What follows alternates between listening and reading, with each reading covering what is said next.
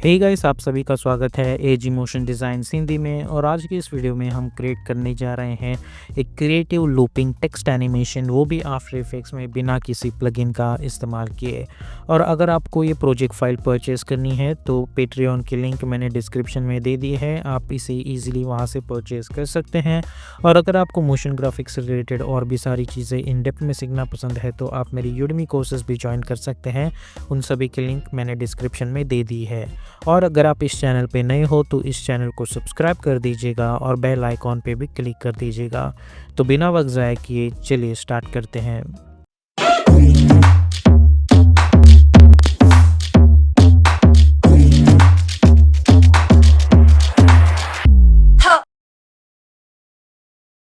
तो अभी हम आ चुके हैं एडोबी आफ्टर इफेक्ट्स में। अब सबसे पहले मैं एक नया कंपोजिशन क्रिएट करूंगा जिसे मैं नाम देने वाला हूं मेन एनिमेशन। विड्थ हम रखेंगे 1920, हाइट रखेंगे 180, फ्रेम रेट 30 और ड्यूरेशन रखेंगे 1 मिनट लॉन्ग।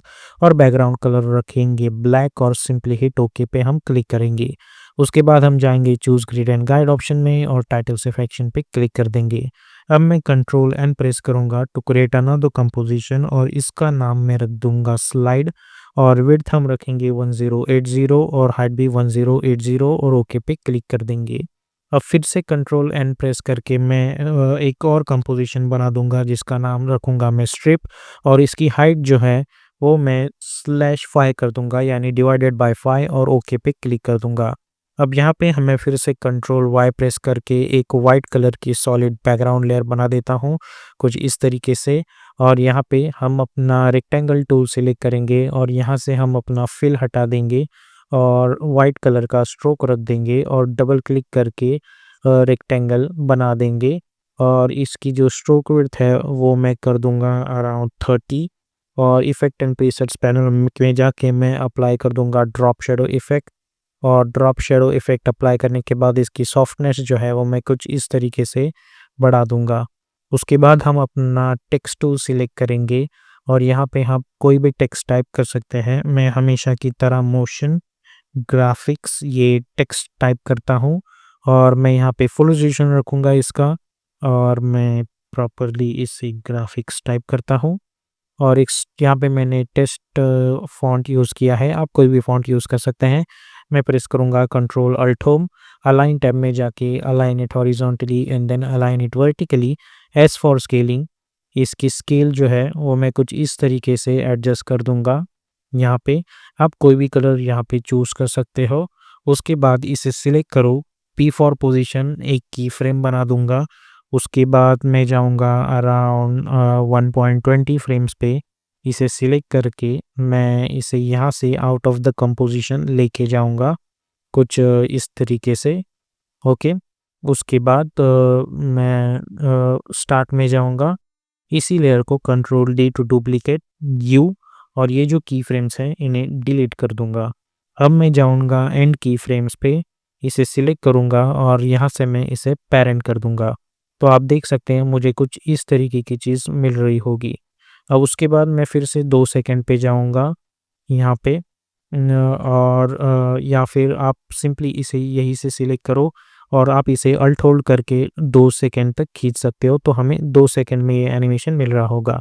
अब मैं इसे सिलेक्ट करूँगा और मैं F9 प्रेस करूँगा। उसके बाद मैं जाऊँगा ग्राफ एडिटर में, मैं इसे सिलेक्ट करूँगा और शिफ्ट होल्ड करके इसे यहाँ पे लेके आऊँगा और इसे लेके आऊँगा यहाँ पे। अब आप देख सकते हैं कि मुझे कुछ इस तरीके की एनिमेशन मिल रही होगी।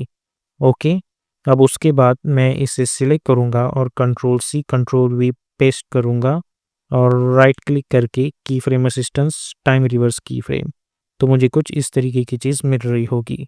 अब यहाँ पे हमें एनिमेशंस के साथ खेलना है, तो मैं इन दोनों लेयर्स को नीचे लेके आऊँगा और राइट क्लिक करके न्यू लेयर और एक एडजस्टमेंट लेयर बना देंगे जिस पे अंदर हम अप्लाई करेंगे इफेक्ट अपना टिंट और ओके पे क्लिक करेंगे और इसे स्वैप कर देंगे। अब ये टिंट इफेक्ट नीचे आना चाहिए ताकि ये वाइट कलर की स्ट्रोक ऊपर रहे, ठीक है।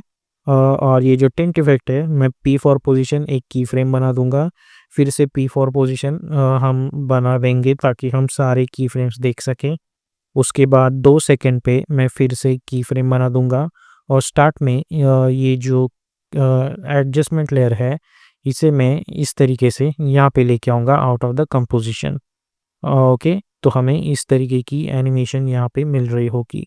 या फिर आप इस पॉइंट पे इसे आउट ऑफ द कंपोज़िशन लेके आओ और इस पॉइंट पे इसे यहाँ से यहाँ पे लेके आओ।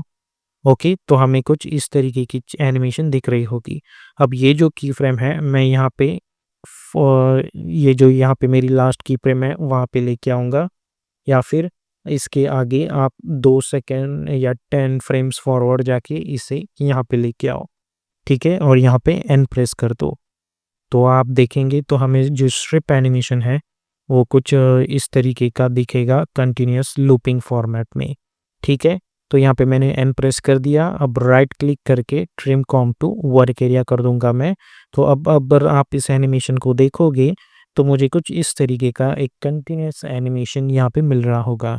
अब मैं जाऊँगा स्लाइड में और मैं प्रेस करूँगा कंट्रोल 0 और ये जो स्ट्रिप है, उसे मैं यहाँ पे लेके आऊँगा। अलाइन टैब में जाके मैं जाऊँगा अलाइन टॉप में। अब कंट्रोल डी टू डुप्लिकेट और कंट्रोल होल्ड करके इसे यहाँ पे लेके आऊँगा। फिर से इसे यहाँ पे कंट्रोल डी, इसे यहाँ पे और कंट्रोल डी, इसे कंट्रोल होल्ड करके मैं यहाँ पे लेके आता हूँ, ठीक है? अब सभी को सिलेक्ट करो और ओ प्रेस करो ताकि आप इन सभी के एंडिंग में चले जाओ और सभी लेयर्स को सिलेक्ट करके राइट क्लिक टाइम और चले जाओ टाइम इनेबल रीमैपिंग में और सभी के लास्ट की फ्रेम से पहले एक की फ्रेम बना दो और ये लास्ट की फ्रेम हमें कर देनी है डिलीट और इसे ऐसे बढ़ा दो। तो आप देख सकते हैं इसके आगे हमें कुछ नहीं दिखने को मिलेगा बिकॉज़ हमने यहाँ पे अभी तक अपना लूपिंग एक्सप्रेशन नहीं लगाया है, तो हम सबसे पहले वो लगा देते हैं। लेकिन आपको ये बात ध्यान रखनी है कि इस पॉइंट पे, इस स्पेसिफिक पॉइंट पे जो कि है 4.20 फ्रेम्स आपका एनिमेशन लूप में है, तो आप चाहिए तो यहाँ से इसे एक मार्कर लगा दीजिए, ठीक है? सॉरी। अब अल्ट क्लिक करके हम अप्लाई करेंगे लूप आउट एक्सप्रेशन। इस एक्सप्रेशन को कॉपी करके मैं इन सभी पे ये एक्सप्रेशन पेस्ट कर देता हूँ। ओके, तो आप देख सकते हैं कि अब ये जो एनिमेशन है मुझे इस पोजीशन के बाद भी लूप में ही दिखने वाला है। अब मैं यू प्रेस करूँगा टू मिनिमाइज़ और मैं चाहता हूँ कि हर एक एनिमेशन में 10-10 फ्रेम्स का डिस्टेंस हो, तो इसे यहाँ पे लेके आओ, इसे यहाँ पे, इसे यहाँ पे और इसे यहाँ पे और इन सभी को सिलेक्ट करके इन्हें यहाँ पे लेके आओ। तो आप देखेंगे कि हमें कुछ इस तरीके का एनिमेशन मिल रहा होगा और ये एनिमेशन कंटिन्यूअसली लूपेबल फॉर्मेट में है। अब जाएंगे हम मेन एनिमेशन में और ये जो स्लाइड है इसे लेके आओ, एस फॉर स्केलिंग ऑप्शन और इसकी स्केल कर दो कुछ इस तरीके से। ओके,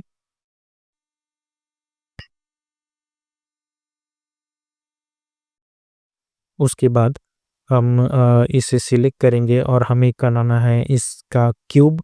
तो उसके लिए हम इसे सिलेक्ट करके इसकी स्केल कर देता हूँ मैं 35 और आप अपना स्नैपिंग टूल इनेबल करो और इसे कंट्रोल डी करके डुप्लीकेट करके इसे यहाँ पे लेके आओ, इसे कंट्रोल डी करके इसे यहाँ पे लेके आओ, कंट्रोल डी इसे यहाँ पे लेके आओ। सेम इसी को कंट्रोल डी करके इसे यहाँ पे लेके आओ, इसे कंट्रोल डी करके इसे यहाँ पे लेके आओ। तो हमें अपने क्यूब की ऑल साइड्स मिल चुकी है। अब हमें इनके एंकर पॉइंट एडजस्ट करने हैं, तो इसे सिलेक्ट करो और अपना पेन बिहाइंड टूल सिलेक्ट करके कंट्रोल होल्ड करके या फिर डायरेक्टली भी आप इनेबल कर सकते हो क्योंकि स्नैपिंग ऑन है। इसे भी सिलेक्ट करके यहाँ पे लेके आओ, इसे सिलेक्ट करके यहाँ पे, इसे यहाँ पे और इसे यहाँ पे लेके आओ, ठीक है? अब हम प्रेस करेंगे F4 और सभी को हम 3D में कन्वर्ट कर देंगे और ये जो लेयर है वो इस लेयर से पेरेंट होनी चाहिए, तो मैं इसे सिलेक्ट करूँगा और इसे इससे पेरेंट कर दूँगा। अब इन सभी को हम R प्रेस करेंगे फॉर रोटेशन और हमें इसे रोटेट करना है। आप सिंपली यहाँ से जाके कस्टम व्यू 1 भी चूज़ कर सकते हैं और इसे कर देंगे हम 90 डिग्री रोटेशन। ठीक है? इसे हमें करना है on x axis -90 degree rotation, इसे करना है, इसे भी -90 ही करना है और इस वाले को भी हमें करना है -90, इसे करना है हमें +90। ओके? और यू प्रेस कर दो सभी को, या फिर सभी को सिलेक्ट करके मिनिमाइज़ कर दो और इसे कर दो एक्टिव कैमरा। अब सभी को सिलेक्ट करके मैं ये जो स्लाइड है उसे नन कर देता हूँ। राइट क्लिक, न्यू, और एक नल ऑब्जेक्ट बना दो और जाओ टॉप व्यू में और इस नल ऑब्जेक्ट को भी 3D में कन्वर्ट कर दो और इसे लेके आओ सेंटर में। सिमिलरली फ्रंट व्यू से भी इसे प्रॉपर्ली सेंटर में लेके आओ और फिर से इसे एक्टिव कैमरा कर दो। अब सभी को सिलेक्ट करके मैं इस नल ऑब्जेक्ट से पेरेंट करूँगा। इस नल ऑब्जेक्ट को सिलेक्ट करके S4 स्केलिंग ऑप्शन, इसकी स्केल बढ़ा दो और R फॉर रोटेशन,